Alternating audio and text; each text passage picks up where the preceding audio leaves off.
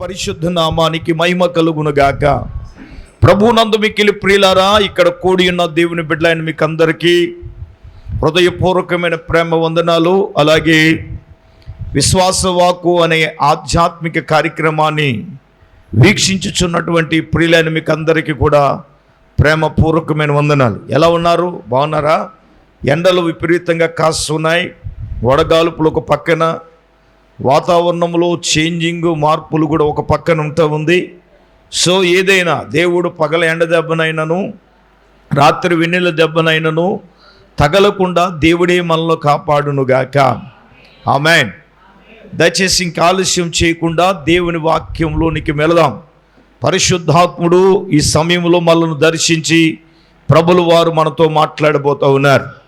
ఈరోజు డైరెక్ట్గా దేవుని వాక్య ధ్యానములోనికి వెళ్దాం. ఈరోజు అంశం ఏమిటంటే, ప్రియులారా, వేటిని ఎవరు స్వతంత్రించుకుంటారు? వేటిని ఎవరు స్వతంత్రించుకుంటారు?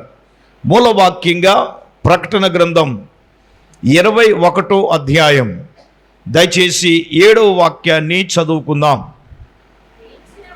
జయించిన వాడు వీటిని స్వతంత్రించుకొనును. ఆమేన్. Okay, right. దేవుని బిడ్డలారా, ఈరోజు వేటిని ఎవరు స్వతంత్రించుకుంటారు? ఇక్కడే రాయబడి ఉంది, జయించిన వాడు అన్నారు. ఎవరండి జయించిన వాడు? లోకములో ఉన్న ప్రజలు జయించాలి. వేటిని మనం జయించాలి? 1 పాపమును జయించాలి, 2 లోకాన్ని జయించాలి, 3 సాతాన్ని జయించాలి. మరొకసారి చెప్పండి. 1 ఏం జయించాలి? నిజంగా చెప్తున్నాను, ఈరోజు పాపాన్ని మనం జయించాలి. కానీ దుష్టుడు పాపాన్ని లేకపోయేటట్టుగా చేస్తున్నాడు. దేనినైనా మనము జయించగలం, కానీ పాపాన్ని జయించలేకపోతున్నాం. ఇప్పుడు దేవుడే, ఆయనే మనకు దేవుడై ఉన్నాడు, మనం ఆయనకి కుమారులమై ఉన్నాము. అంటే ఈ రోజున నీవేం చేయాలి? నెంబర్ 1, పాపాన్ని జయించాలి. ఈ రోజున దేవుని బిడ్డలారా, దేవుణ్ణి ఎరగక ముందు నువ్వు ఎలాగున్నా అనవసరం. దేవుని నమ్మిన తర్వాత నువ్వేం చేయాలా? ఈరోజు నేను చెప్తున్నాను, విశ్వాసులు అనుకునేవారే, క్రైస్తవులైన వారే, దేవుని బిడ్డలైన వారే పాపాన్ని జయించలేకపోతున్నారు కదా. నేను అంటాను, నువ్వు పాపాన్ని జయించలేనప్పుడు దేవుడు నీకు దేవుడు ఎలాగై ఉంటాడు? నువ్వు దేవునికి ఎలాగ కుమారుడు అయి ఉంటావు? ఆ యెరూషలేమును నువ్వు ఎలాగ స్వతంత్రించుకోగలవు? పాపాన్ని మనం జయించలేకపోతున్నాం అండి. లాగేస్తుందండి, మనసు లాగేస్తుందంటే ఒక ఆయనకి ఏసు రక్తం వేజేయి. ఏం లాగుతుందిరా నీకు? హెచ్చ రక్తం వేజేయి. ఇంకా లాగడం ఏంటి? దేవుడు నిన్ను లాగేశాడుగా పాపంలో నుంచి, ఇంకా నిన్ను లాగడం ఏంటి? సార్ మీరు ఎన్నైనా చెప్పండి, ఎంత ఉపదేశం చెప్పనివ్వండి, పాపాన్ని జయించలేకపోతున్నాడు. హలో వినండి.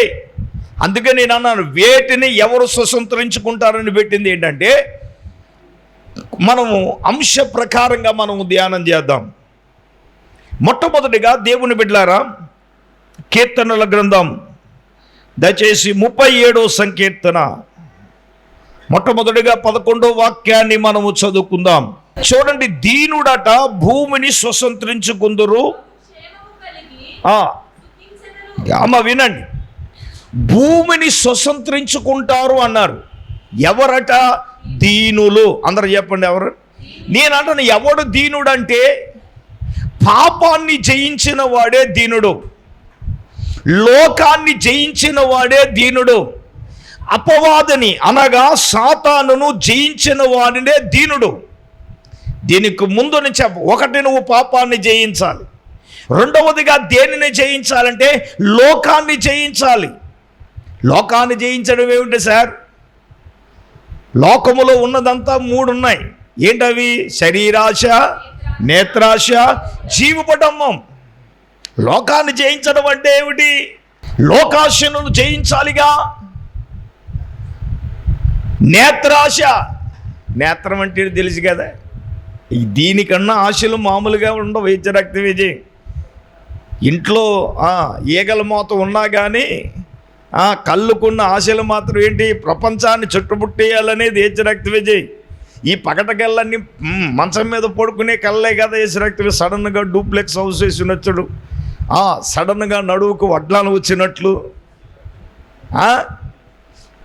స్ప్రింగ్ వర్క్ మీద పడుకున్నట్లు, ఇవన్నీ నీ పగటకళ్ళే ఏసురక్తమే. అల్లలోయ. సరే, అసలు విషయాన్ని చెప్తాను వినండి. ఇవన్నీ ఏంటి? నేత్రాశే కదా. లోకాన్ని జయించడం అంటే అర్థం ఏమిటో తెలుసా? నేత్రాశని జయించు. శరీరాశ గురించి చెప్పక్కర్లేదు, బోలును ఉన్నాయి. అత్యంత కీలకమైనది మూడోది, చాలా డేంజర్. అది ఏంటి? జీవపు డంబం.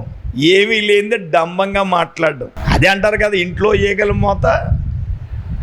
చెప్పండి, బయట డాంబికం అంటే అది ఏసురక్తమే. ఇంటికాడేమో లోపడేమో పచ్చగా మెతులేసి తిన్నా కూడా జరాడు ఫీలింగ్ ఏంటో తెలుసా? మా ఆయన గారు మాంసం తెచ్చారనండి. లోపడేంటి చెప్పండి. అందుకే మాటలేమో కోటలు తారుతాయి, గడపలేమో చేతలు కూడతాయి. డాంబికం. అందుకే బైబిల్లో ఒక మాట ఉంటుంది, ఐగుప్తీయుల వలన సహాయము ఇశ్రాయేలీలకి నిష్ప్రయోజనం అన్నారు. కారణం ఏంటి? వాళ్ళకి గప్పాల మారని పేరు పెట్టాడు దేవుడు. ఏమని? గప్పాల మారంటే ఏమీ లేకపోయినా గొప్పలు చెప్పడమే డాంబికం. అందుకే అన్నారు, డాంబికులు ఆయన సన్నిధి నిన్నవలేరు అని అన్నారు కదా. నువ్వు ఈ మూడు జయిస్తేనే లోకాన్ని జయించగలవు. నాలుగవది ఏంటో తెలుసా? మూడవది ఏంటంటే దుష్టుణ్ణి, సాతానుని, అపవాదిని మనం ఏం చేయాలి? ఇది అత్యంత కీలకమైనదండి. సాతానును మనము జయించాలి, అపవాదిని మనము జయించాలి. యేసు ప్రభుల వారే జయించారుగా. దేని ద్వారా అంటే దేవుని వాక్యం ద్వారా జయించాలి, ప్రార్థన ద్వారా జయించాలి, విశ్వాసం ద్వారా ఏం చేయాలి చెప్పండి? సైతాన్ని ఎలా జయించాలి మనం? వాక్యముతో, ఏమండి, ప్రార్థనతో, ఇంకా ఎలాగా? విశ్వాసముతో మనం ఏం చేయాలి? వాటిని మనము జయించాలి. దేవుని సంగమా, దేవుని బిడ్డలారా, ప్రియా పరిశుద్ధాత్మ దేవుడు ఈ రాత్రి మనతో మాట్లాడే మాట ఏంటో తెలుసా? ఈ మూటిని జయించిన వాడే. ఇప్పుడు వద్దాం పాయింట్ నెంబర్ 1. దీనులు. ఎవరు దీనులండి? నేనంటాను, ఈ మూడు జయించిన వారే దీనులు. దీనులట భూమిని ఏం చేస్తారు? స్వతంత్రించుకుంటారు. ఈ 37వ కీర్తనలో 3 విషయాలు చెప్పారు ఈ భూమి గురించి. ఒకటి, దీనులు భూమిని స్వతంత్రించుకుంటారు. 22వ వచనం, యెహోవా ఆశీర్వాదము నొందిన వారు భూమిని స్వతంత్రించుకుంటారు. ఒకటి, దీనులు భూమిని స్వతంత్రించుకుంటారు. ఏ భూమి చెప్పండి? ఈ లోకంలో ఉన్న భూములా? ఎలాగంటున్నారని పక్కింటోళ్ళు భూములు స్వతంత్రించేసుకుంటామా? చెప్పండి, భూములు అంటే ఏ భూములు? మనకు భూములు ఇక్కడ లేవు, పరలోకంలోనే ఉన్నాయి. దేవునికి స్తోత్రం. అథవా భూలోక భూములు కాదండి, పరలోక భూములు స్వతంత్రించుకోవాలి. అది అత్యంత కీలకమైన విషయం. అది ఆమేన్. ఆ భూములు స్వతంత్రించుకోవాలంటే ఈ లోకంలో మనం ఎలాగుండాలి? దీనులుగా ఉండాలి. అర్థమవుతుందా అండి? దీనులుగా ఉన్న వాళ్ళే భూమిని ఏం చేయగారు? అదే ఎవడబడితాడు స్వతంత్రించుకోడండి, దీనత్వం కావాలి. రెండవదిగా అంటున్నారు 22వ వచనంలో, యెహోవా ఎవరి చేతరా? దేవుని చేత ఆశీర్వాదము పొందాలి. ఒకడికి ఎన్నున్నా కానీ దేవుని ఆశీర్వాదం లేకపోతే, దేవుని ఆశీర్వాదాన్ని వాడు స్వతంత్రించుకోకపోతే, దేవుని ఆశీర్వాదాన్ని ఆ వ్యక్తి పొందుకోకపోతే, దేవుని ఆశీర్వాదము పొందుకునేవాడట. నేనేమంటానంటే, ఒక మనిషికి ఈ లోకంలో ఎన్నైనా ఉన్నా కానీ దేవుని ఆశీర్వాదం లేకపోతే వాడు, నేనంటాను, వేస్టే అంటాను. భౌలోకంలో నీకు ఐశ్వర్యం ఉండొచ్చు, అందచందాలు ఉండొచ్చు, చదువులు ఉండొచ్చు, జ్ఞానం ఉండొచ్చు, ఈ లోకంలో ఎన్నైనా ఉండొచ్చు. ఏంటి సార్ దేవుని ఆశీర్వాదానికి జ్ఞానాలకి లింక్ ఏంటో తెలుసా? ఇప్పుడు ధనం ఉంది, తినడానికి అన్నీ ఉన్నాయి. దేవుని ఆశీర్వాదం ఉంటేనే తినగలవు. ఒక మాట చెప్తాను వినండి. చాలా కాలం క్రితం డాక్టర్ గారి దగ్గర ఒక వ్యక్తి వచ్చారు. చాలా సందర్భాల్లో ఈ విషయాన్ని నేను ప్రస్తావిస్తూ ఉంటాను. సార్ ఆరోగ్యం ఎలాగుంది సార్ అని అడిగారు డాక్టర్ గారు ఒక వ్యక్తిని. ఏమి ఆరోగ్యం అండి డాక్టర్ గారు? ఒకప్పుడేమో తిందామంటే ఏమీ లేవండి. ఏంటంట ఏం మాట్లాడతలేదు ఏంటి? ఇప్పుడు అన్నీ ఉన్నాయి కానీ ఎంత బ్రహ్మాండంగా చెప్పారండి. ఒకప్పుడు తిందామంటే ఏమీ లేదండి, ఇప్పుడేమో అన్నీ ఉన్నాయండి కానీ ఏం లేదు. చెప్పండి, డాక్టర్ గారు పచ్చి కూరగాయలు ఉడకబెట్టుకుని తినాలి. డాక్టర్ గారు అడిగితే ఏం మాంసం అంటే అయ్యి బాబు మాంసం అండి. నేనేమంటానంటే ఆడికి అన్నీ ఉన్నాయి కానీ తినే ఆశీర్వాదం లేదు. ఇప్పుడు మనం ఏమనుకున్నాం, ఐశ్వర్యం ఉంటే ఆశీర్వాదం, డబ్బులు ఉంటే ఆశీర్వాదం అని అనుకుంటే, యాకోబు గారు సింగల్గా వెళ్ళారు మాంగారి దగ్గరికి. వచ్చేటప్పుడు ఎలాగొచ్చాడండి? భార్య పిల్లలతో, దాసీలతో. అబ్బో మాట్లాడతలేదు. వెళ్ళినప్పుడు సింగల్గానే వచ్చాడు కానీ వచ్చేటప్పుడు ఎలాగ వస్తున్నాడు? అసలు చూసుకోక్కలేదు. దేవునికి స్తోత్రం. ఐశ్వర్యంతో, మేఘమందలతో, పిల్లలతో. అబ్బో మరి ఆయన ఎబ్బేకు రోవులోకి వచ్చి ఏమన్నాడు? యెహోవా నీవు నన్ను ఆశీర్వదిస్తే గాని నేను నిన్ను వదలను అంటున్నాడు ఆయన. నేనంటాను ఈ అన్నీ ఒత్తిడికి ఆశీర్వాదం ఏంటి నాకు అర్థం కాదు. హలో వినండి, ఈ అన్నీ ఉంటే ఆశీర్వాదం కాదు. బైబిల్ ఏం చెప్తుంది? యెహోవా ఆశీర్వాదమే ఐశ్వర్యం ఇస్తుంది. Amen, amen, praise the Lord. అయితే నేను ఇప్పుడు ఈ భూమిని ఎవరు స్వతంత్రించుకుంటాడంటే దేవుని చేత ఆశీర్వదించబడినవాడు. నేనంటాను బైబిల్లో ఇంకో ప్రస్తావన ఉంది. ఏంటి ఆ ప్రస్తావన అంటే, యెహోవా చేత ఆశీర్వదించబడిన వాళ్ళ లోపలికి రమ్ము, లోకము పుట్టునిది మొదలుకొని తండ్రి నీ కొరకు సిద్ధపరిచిన రాజ్యమును స్వతంత్రించుకొని. ఎవరితో అన్నాడు తెలుసా? మేకలతో అన్నాడు.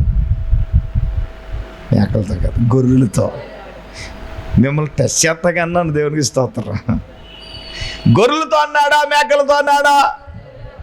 అంటే ఏంటండి గొర్రెలు అంటారంటే సర్వలోకముల ప్రజలందరినీ పోగు చేసినప్పుడు అది రెండో అంశంగా ఉంది. అప్పుడు చెప్తాను క్లియర్గాను మీకు.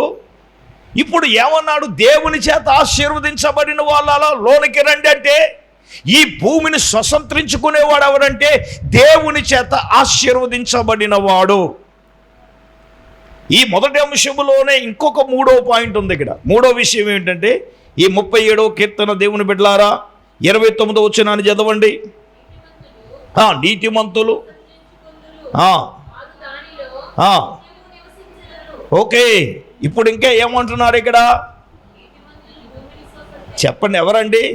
3, 1 దీనులు అన్నారు, 2 దేవుని చేత ఆశీర్వదించబడిన వారు అన్నారు, 3 నీతిమంతులట. భూమిని ఏం చేస్తారట?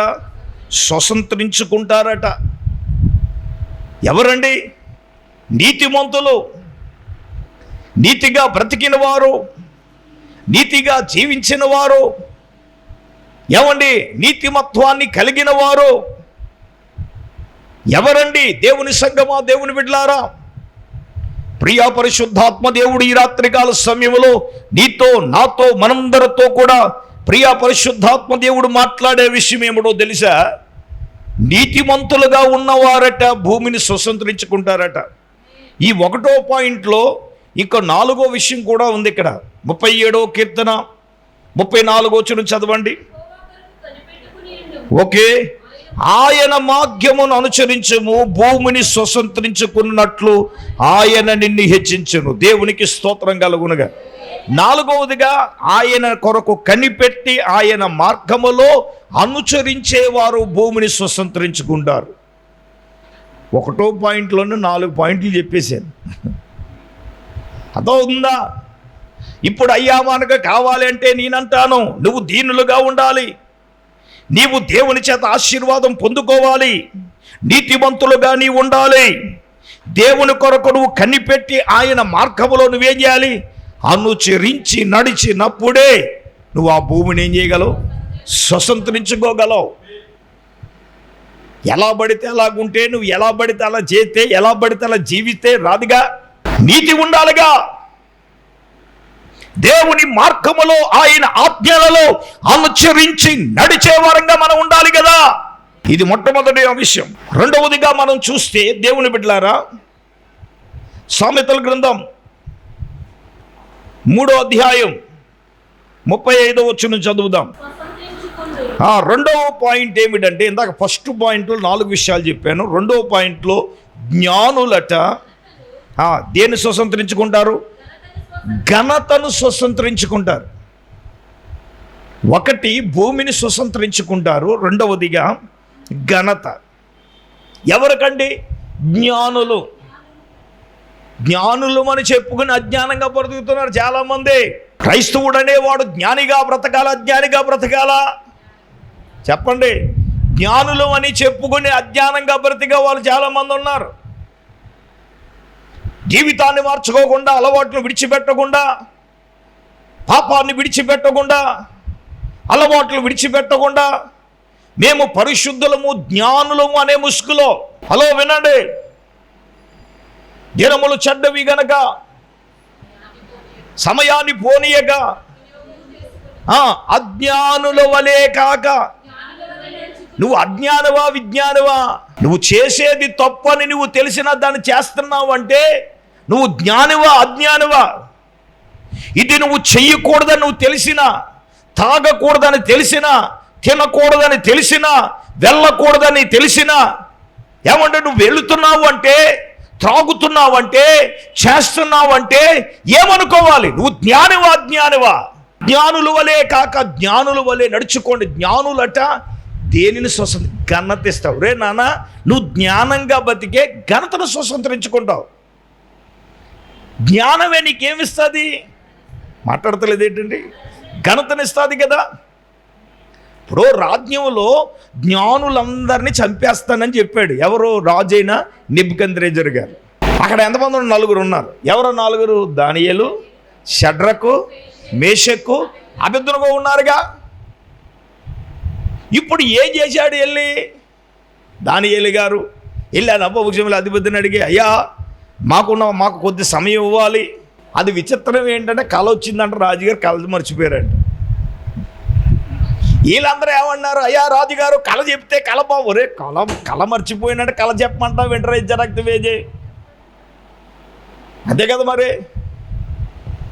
మరి వాళ్ళందరూ నోరు లాగేస్తున్నారు. సెకిని గాండ్లు, ధ్యానవంతులు వాళ్ళు. అయ్యా నువ్వు కళ చెప్తే దాన్ని బాగుంది చెప్తాను. రాజుగారు కళ వచ్చింది మర్చిపోయాను, మీరు కళ చెప్పాలి, కళ బాగుంది చెప్పాలి, అది మా వల్ల కాదంటే ఆయన అంటున్నారు, రే మిమ్మల్ని అందరినీ ఏం చేస్తాను చెప్పండి, ఏం చేస్తాను?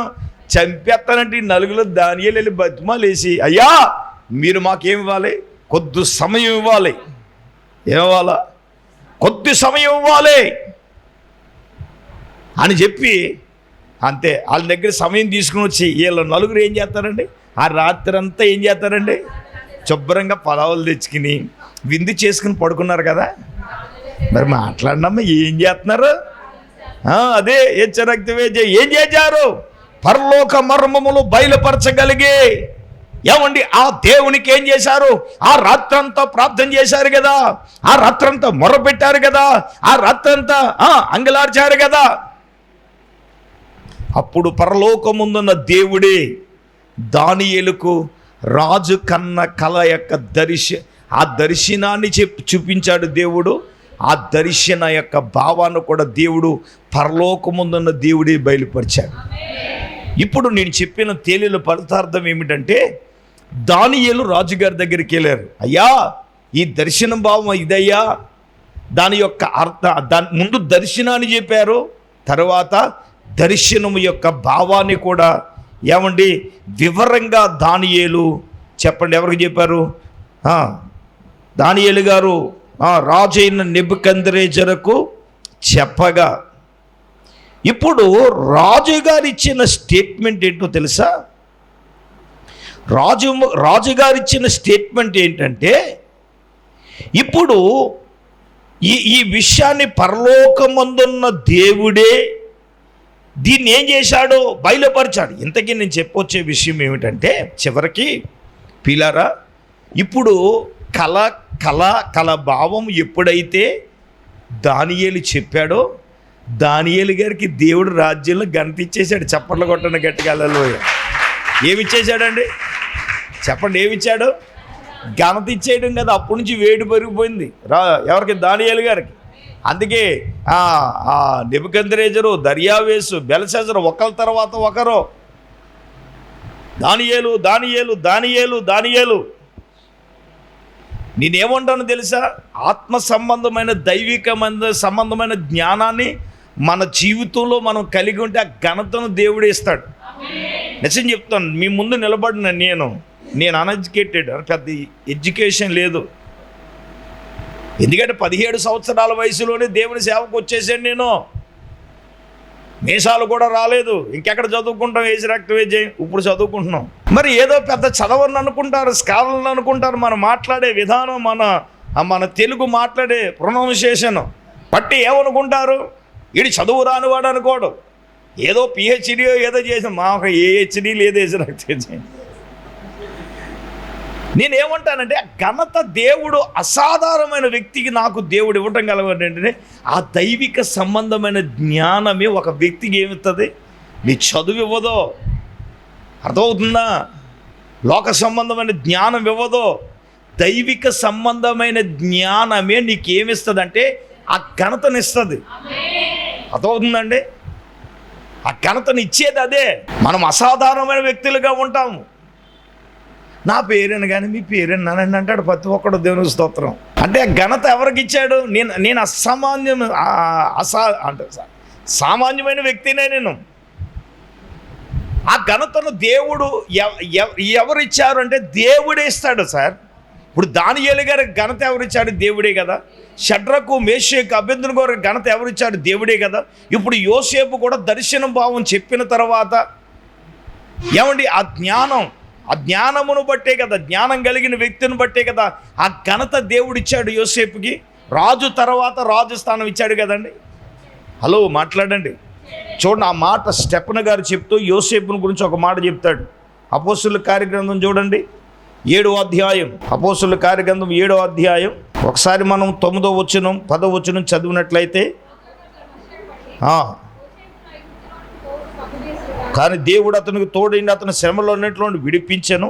దయను జ్ఞానమును ఐగుప్తి రాజైన ఫరో ఎదుట అతనికి అనుగ్రహించినందున ఫరో ఐగుప్తిను తన ఇంటికి అంతటికి అతనిని అధిపతిగా నియమించాడు. దేవునికి స్తోత్రం.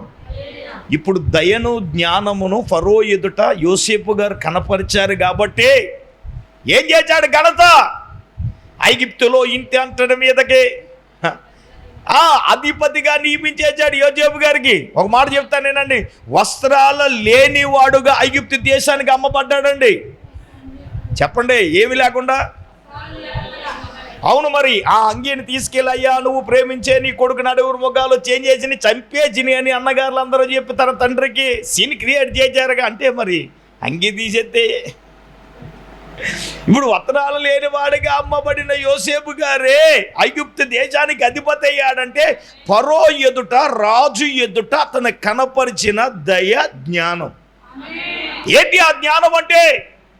రాజు గారికి వచ్చిన కల భావమును వివరించాడు. శకునిగాన్లు వివరించలేకపోయారు.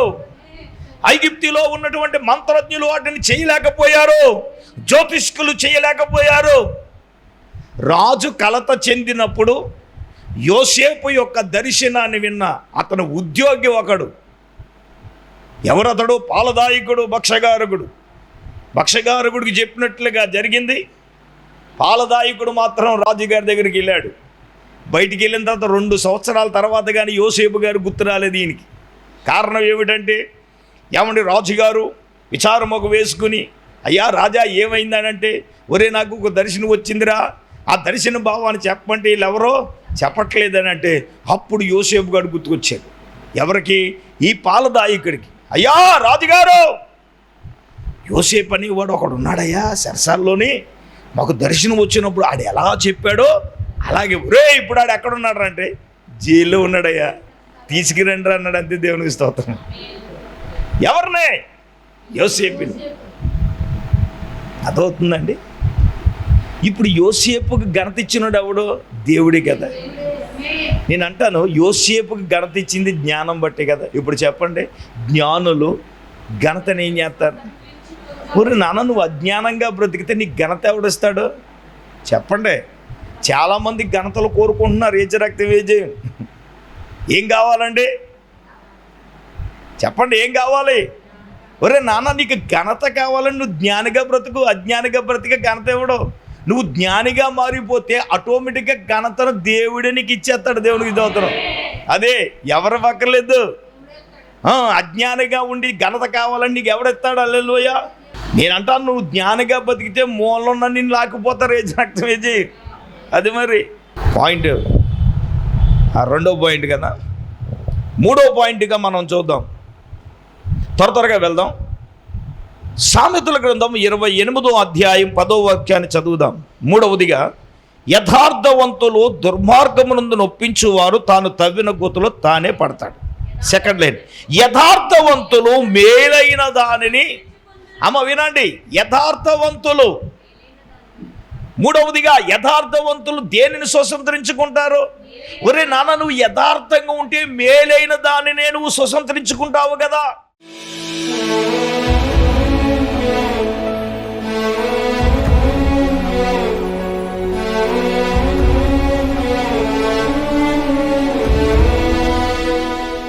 స్తోత్రం స్తోత్రం స్తోత్రం. పరిశుద్ధుడు తండ్రి, మహోన్నతుడా, నీకు వందనాలు, స్తోత్రాలు ప్రభా.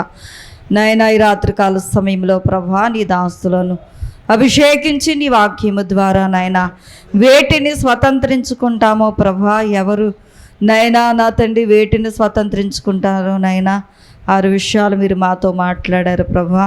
అయ్యా, దీనులు భూమిని స్వతంత్రించుకుంటారని ప్రభా నీకు వందనాలు. జ్ఞానులు ఘనతను స్వతంత్రించుకుంటారని ప్రభా నీకు స్తోత్రాలు తండ్రి. అయ్యా నాయనా, నా ప్రభా యథార్థవంతులు, అయ్యా నా ప్రభా నీకు స్తోత్రాలు తండ్రి. అయ్యా నైనా, నా 6 విషయాలు మీరు మాతో మాట్లాడారు ప్రభా. అయ్యా, వాటన్నిటినీ మేము స్వతంత్రించుకునే కృప దయచేయండి నాయనా. అయ్యా నా ప్రభా, దీనులుగా మేము ఉండాలి ప్రభా, జ్ఞానులుగా ఉండాలి అయ్యా, యథార్థవంతులుగా ఉండాలి ప్రభా, మేలు చేసేవారుగా ఉండాలి నాయనా. నీకు స్తోత్రాలు తండ్రి. అయ్యా నాయనా, నా ఈ రాజ్యమును స్వతంత్రించుకోవాలి ప్రభా. యేసయ్యా నీకు వందనాలు తండ్రి. నాయనా, ఈ రాత్రి ప్రభా ఈ వాక్యము ద్వారా నాయనా మీరు మా అందరితో మాట్లాడారు ప్రభా నీకు స్తోత్రాలు. విత్తబన్ని మాటలు మా హృదయాల్లో భద్రపరుచుకోవటానికి సహాయం దయచేయండి అయ్యా. విశ్వాసము కలిగిన వారు వాగ్దానాన్ని స్వతంత్రించుకుంటారని, అయ్యా మేలు చేసిన వారు నీ యొక్క రాజ్యాన్ని స్వతంత్రించుకుంటారని మాట్లాడవు ప్రభా నీకు స్తోత్రాలు. నాయన, విత్తబన్ని మాటలు మా హృదయాల్లో నీరు కట్టి ఫలింపజేసి మహిమ పొందమని యేసయ్య పరిశుద్ధ నామములో ప్రార్థన చేసి అడిగి వేడుకొంచున్నామా పరమ తండ్రి, ఆమేన్. మన పరమ తండ్రి అయిన దేవుని ప్రేమ, రక్షకుడైన యేసుక్రీస్తు ప్రభుల వారి యొక్క దివ్యమైన కృప, పరిశుద్ధాత్మ దేవుని యొక్క అన్యోన్య సహవాసం ప్రభు బిడ్డలారా ఇక్కడ కూడినెల్లరకు సదాకాలము తోడైననుగాక. ఆమేన్, ఆమేన్, ఆమేన్, ఆమేన్.